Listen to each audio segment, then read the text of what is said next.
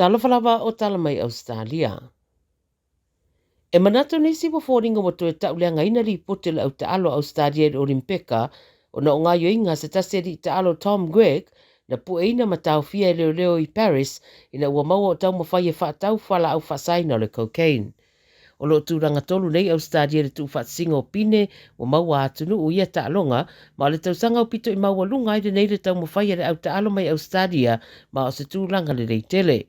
Sa nore pule le au malanga Australia le Olimpeka Anamias, wa mauti noa na o le o Tom Gregg na o fia I le mata upu, le isi o le au hoki a ri le kookaburras o au fia ai. Wa tue tatala I tua le li taalo ma wa mai a whaatu e se foi I le sasi o lana wha I unga. E le iei ni mōrianga ma se wha maoninga o se solitu la fono se I vanga na se lapta inga na tuina iei e leo leo. Pei tai wha mere pule ngore au e iei tūranga te tauna wha atino iai e tu sa mamarienga I tūranga wha pea a e tu maupere lango I rea li taalo pe amana o mia. Wa ave sea uma isi wha manianga sa anga wa iei tau Olimpeka ma wanga I se foi mai le Olympic Village ma le a wai le sauninga e tapuni alo iei talonga. Na whai esa whaidoa inga na li taalo ma tu stala ma ia whatu e seide ma ta upu wa fiai ma sala mo fo ila na whai unga na whaia. E iwa tasima le 2 miliona wa whai titi eile tupu le a maua e le sa avea ma ofisa sido le Qantas I tausanga wa tuana I o Alan Joyce ina wa maia se ilo ilonga na whaia ua ilo ai o le whono whaatonu ma le pūlenga I lona taimi wa whaaleanga I naire ingora company wa lele.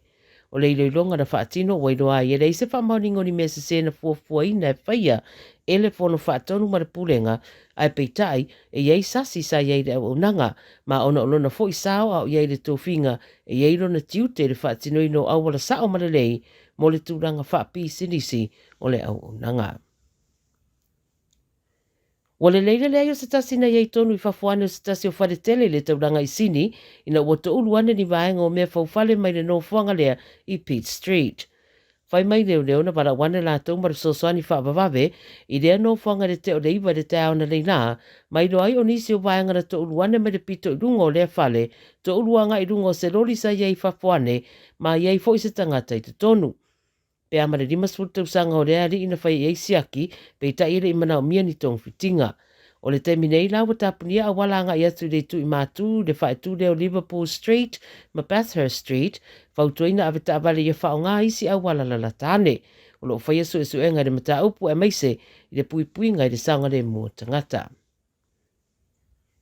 Whato atu te talawhewa inga le M1 I le Central Coast I New South Wales le tau na leila talona tapunia mai le pōna pōna ua lawe veaini lori se lua. O le whaarablawa na tupu le tusa ma le 3 kilomita le tu I Sauta Mandalong Road I Morrison, te ora se fulu le pō na pō. Pamatala leo leo le semi-trailer, ma se lori, na feto ai mata avalevale ai le lori le tonga vao la tāne. O le semi-trailer na mō ma whaale angaina, o le aveta avale toru sulta usanga na aveatu le wharma ai mō suenga. O le ave lori o se ri e lima su lima tausanga e le ia whaina e le whaalavelave, ia maro o whaanga solo nei foi le suenga. Wa whairoa le whaatala no ngai nunga le alata fitu o Australia, le mawhatia o se tina o le rii o Krishank Kazak e se furuana tausanga mai Werry Bay, le olo tausa I dia o mai le teminei.